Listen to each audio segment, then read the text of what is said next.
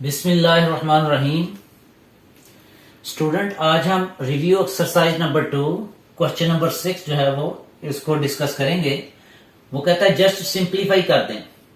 तो इंतहाई इजी ये प्रोसेस जिससे हम इसको सिंप्लीफाई करेंगे।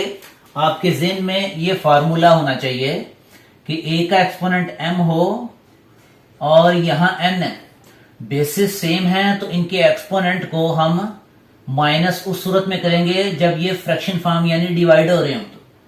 तो ये वो फार्मूला जो है वो इस्तेमाल करेंगे। जस्ट आप इतनी वैल्यूज को ज़हन में रख लें। ये सेकंड और थर्ड प्रोसेस उसी तरह होगा। देखें, गौर करें, बेस है a, यहां भी a, इसका एक्सपोनेंट है 2l, इसका एक्सपोनेंट है l प्लस m। तो ये यहां मैंने इक्वल का साइन लगाया। a का एक्सपोनेंट सिंगल बेस में मैंने लिखा इसको, इसका एक्सपोनेंट है 2l और ये ऊपर जाके माइनस होगा माइनस l, और ये प्लस m है, ये भी ऊपर जाके माइनस का हो गया। जिस तरह मैंने इसको सॉल्व किया इसी तरह इसको सॉल्व करूंगा। a का एक्सपोनेंट है 2m और इसमें से माइनस क्या होगा, m और n, माइनस n। इसी तरह ये प्रोसेस कि सिंगल बेस में लिखेंगे हम, बेसिस सेम है, एक्सपोनेंट माइनस करेंगे, माइनस n और माइनस l। अब इसमें देखें कि a का एक्सपोनेंट जो है वो क्या आ जाएगा आपके पास, 2l में से 1l माइनस करें तो ये सिंगल l आ जाएगा प्लस का, और ये वाला माइनस m उसी तरह। a का एक्सपोनेंट 2m में से 1m माइनस कर देंगे, जस्ट m बच जाएगा, और ये माइनस n उसी तरह। a का एक्सपोनेंट 2n में से 1n माइनस कर दें, जस्ट n बच जाएगा, और माइनस l जो है वो उसी तरह। अब देखें स्टूडेंट्स, बेस जो है वो सेम है, a और a। अगर बेसिस सेम हो, एक्सपोनेंट डिफरेंट हो, तो हम इनको ऐड कर लेते हैं, इनके एक्सपोनेंट्स को।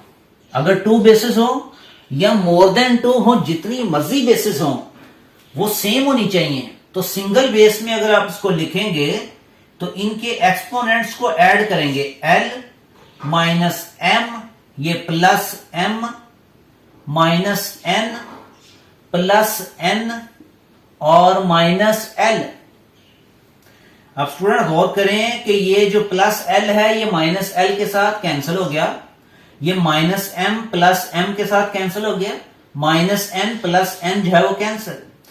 ऑल वैल्यूज, ऑल टर्म जो है वो कैंसिल हो गई, तो a का एक्सपोनेंट रिमेनिंग क्या बचा, 0। तो ये तो आप फैमिलियर हैं कि कोई भी इंटीजर हो उसका एक्सपोनेंट 0 हो तो वो इक्वल किसके होता है, 1 के। यहां हम हिंट दे देंगे कि a का एक्सपोनेंट 0 जो है वो इक्वल 1 होता है। ये था स्टूडेंट क्वेश्चन नंबर 6। उम्मीद रखता हूं कि ये बहुत ही अच्छे तरीके से आप अंडरस्टैंड कर गए होंगे। नेक्स्ट हम चेक करते हैं क्वेश्चन नंबर 7।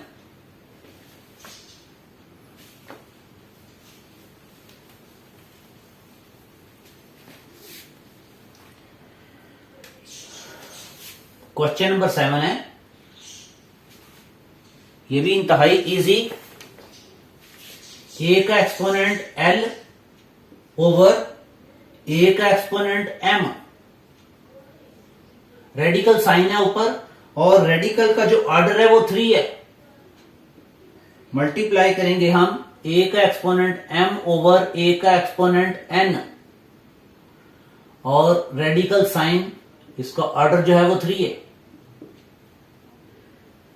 a का एक्सपोनेंट n ओवर a का एक्सपोनेंट l, रेडिकल साइन और इसका ऑर्डर जो है वो 3 है सेम। कहता है इसको सिंप्लीफाई करें, इंतहाई इजी प्रोसेस। इक्वल लगाएं, जस्ट इतने हिस्से को समझ लें तो ये सेकंड भी उसी तरह और थर्ड भी उसी तरह। देखें, गौर करें, वही बार बार फार्मूला रिपीट हो रहा है कि अगर बेसिस सेम हो और वो डिवाइड हो रही हो तो इसका एक्सपोनेंट जो है वो माइनस कर देते हैं, यूं m माइनस n। और अगर यहां नीचे ऑलरेडी नेगेटिव हो तो ये ऊपर जाके पॉजिटिव हो जाएगा, सिंपल। तो यहां फिर जो है वो इसको सिंप्लीफाई करेंगे तो ये आएगा a का exponent l minus m, whole का एक्सपोनेंट जो है वो 1/3 लिख सकते हैं। इसी तरह आगे a का एक्सपोनेंट आ जाएगा m माइनस n, फार्मूले के मुताबिक होल का एक्सपोनेंट, ये रेडिकल साइन मैंने खत्म किया तो 1/3 लगा दिया। उसके बाद a का exponent n minus l, whole का एक्सपोनेंट आ गया 1/3। अब एक और फार्मूला आपने पढ़ा हुआ है कि अगर एक्सपोनेंट का एक्सपोनेंट हो तो इसको मल्टीप्लाई कर देते हैं, m मल्टीप्लाई n। तो यूं हम करेंगे कि अब यहां तो इसको मल्टीप्लाई कर ले, तो यहां एक और प्रोसेस है इजी जो आपके लिए बहुत ही आसान होगा। a का exponent l minus m multiply a का exponent m minus n multiply a का एक्सपोनेंट n माइनस l। ये क्योंकि हर एक का एक्सपोनेंट 1/3 है तो मैंने होल का एक्सपोनेंट 1/3 लिख लिया। बहुत ही इजी रहेगा इस तरह करने से, क्योंकि उस तरह वो फ्रैक्शन फॉर्म में आ जाएगा जो कि आपके लिए जरा सा डिफिकल्ट होगा। लिहाजा ये मैंने यहां ये फार्मूला अप्लाई किया कि अगर a b का एक्सपोनेंट n हो तो a के ऊपर भी n आ जाता है, b के ऊपर भी n।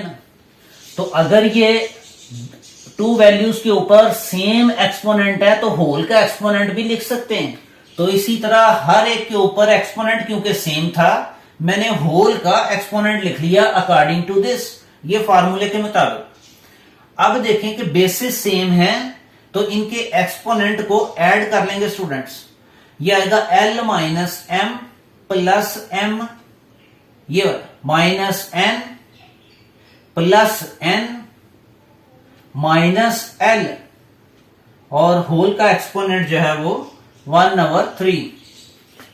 लेकिन ये a का एक्सपोनेंट जो है वो ये देखें प्लस l और माइनस l जो है वो कैंसल, माइनस m और plus m cancel, minus n और प्लस n कैंसल, a का एक्सपोनेंट 0 और होल का एक्सपोनेंट है 1/3। लेकिन जिस वैल्यू का भी एक्सपोनेंट 0 हो वो होता है इक्वल 1 और होल का एक्सपोनेंट है 1/3।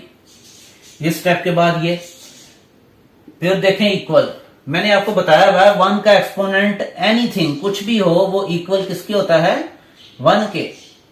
तो ये आपका आंसर आ गया 1। ये स्टूडेंट था क्वेश्चन नंबर 7।